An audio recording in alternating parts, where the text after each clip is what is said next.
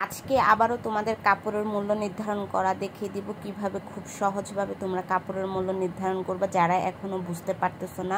তো আজকে সরাসরি ভয়েস দিয়ে তোমাদের কাপড়ের মূল্য নির্ধারণ করে দেখাবো, কোনো প্রকার এডিটিং ছাড়া বা কোনো রকম কাটাকাটি ছাড়া।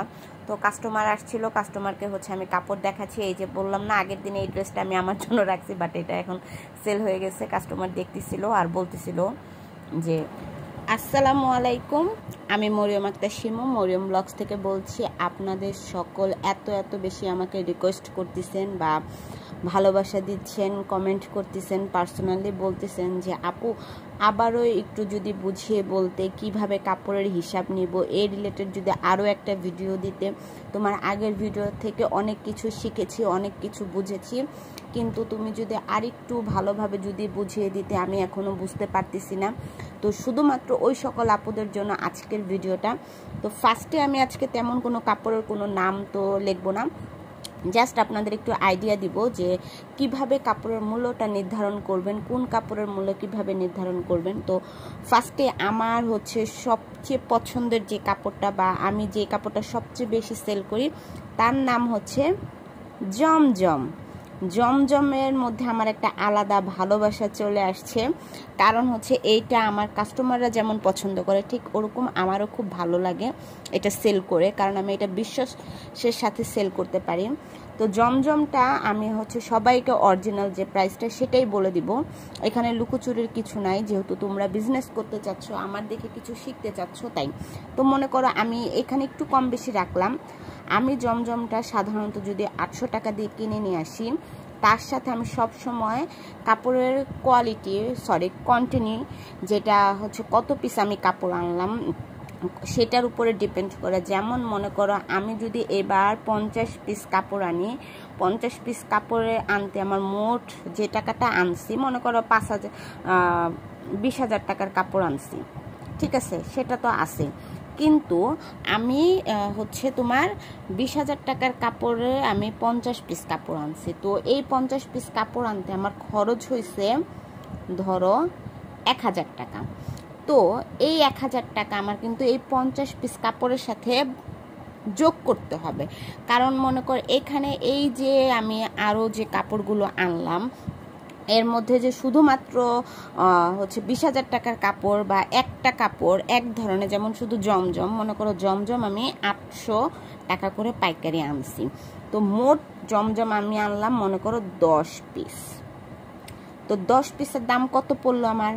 8,000 টাকা না, 8,000 টাকা। তো এইখান থেকে যদি 20,000 টাকা থেকে যদি আমি 8,000 টাকা ধরো, এখানে আমার শুধুমাত্র জমজম আনতে খরচ হয়েছে। তো আমি এই 8,000 টাকার সাথে কিন্তু আমি পার হিসাবে এখানে 20 টাকা করে ধরবো খরচ, আমার যাতায়াত খরচ, বা কিভাবে ধরবো সেটা আমি একটু হিসাব। মনে করো যে এই যে 1,000 টাকা আমার খরচ হয়েছে, কি আনতে খরচ হয়েছে? এই যে 50 পিস কাপড় আনতে, এইটা না, কত টাকার কাপড় আনছে সেটা না, এই 1,000 টাকা খরচ হয়েছে আমার এই 50 পিস কাপড় আনতে। তো এই 50টা যদি আমি 1,000 টাকা দিয়ে ভাগ করি তাহলে কিন্তু আমার 20 টাকা করে হয়। তো প্রত্যেকটা 3 পিস, সেটা আমার 800 টাকার হোক, সেটা আমার 700 টাকার হোক, সেটা আমার 1,000 টাকার হোক, প্রত্যেকটা 3 পিসে আমার 20 টাকা করে যোগ হবে। তার মানে আমি এখানে যদি 20 টাকা করে যোগ করি তাহলে 800-র সাথে আমি 20 টাকা করে কি করব? যোগ করব। এই 8,000 টাকার সাথে না, এই যে 10 পিস 3 পিস, 10 পিসের সাথে যদি আমি 20 টাকা করে হিসাব করি, তাহলে যদি গুণ করি তাহলে আমার কত টাকা আসতেছে বলো? 200 টাকার মতো আসতেছে। আমার কত টাকা আসতেছে? 200 টাকা। তার মানে এই 8,000-এর সাথে আমি আরও যদি 200 টাকা যোগ করি, মোট খরচ হয়েছে 8,200 টাকা আমার কি আনতে? 10 পিস 3 পিস আনতে। কি আনতে?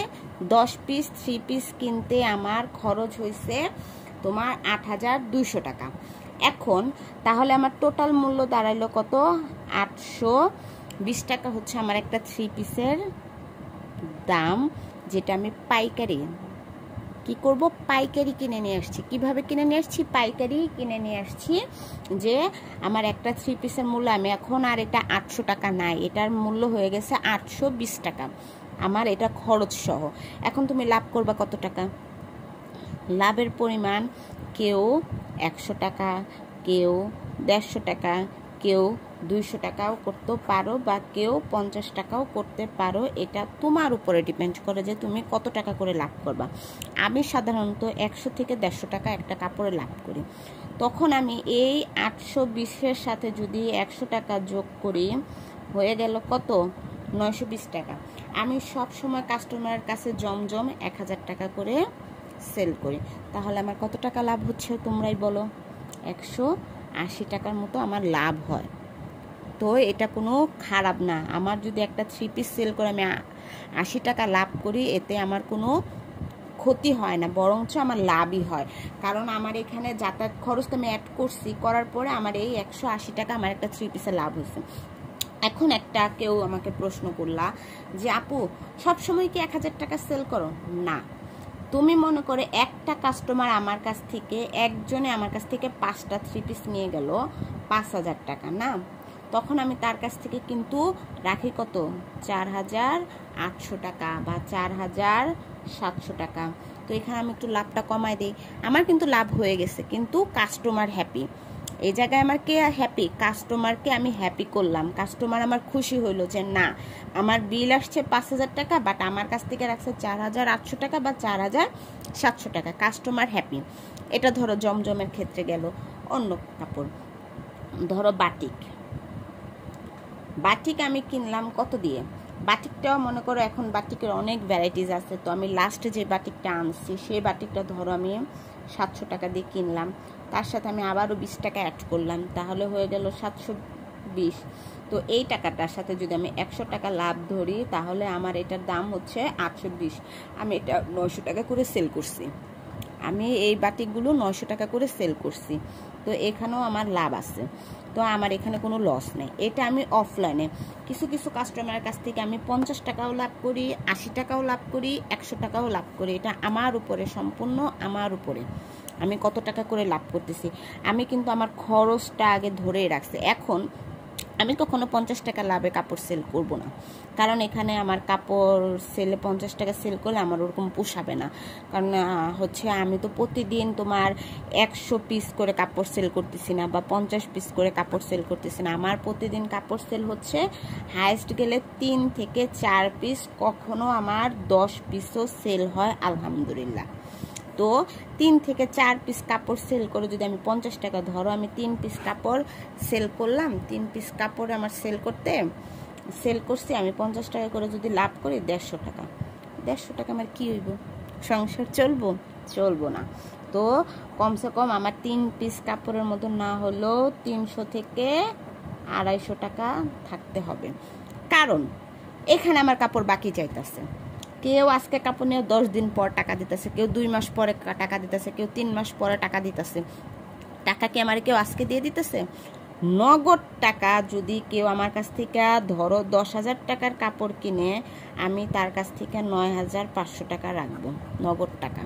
কারণ এখানে আমার লাভ আছে, কাস্টমার হ্যাপি আছে, আমি তাই করি, আমি এইভাবেই কাপড় সেল করি। এখন এটা আমার হচ্ছে অফলাইনের সেল। এটা আমার কোথার সেল?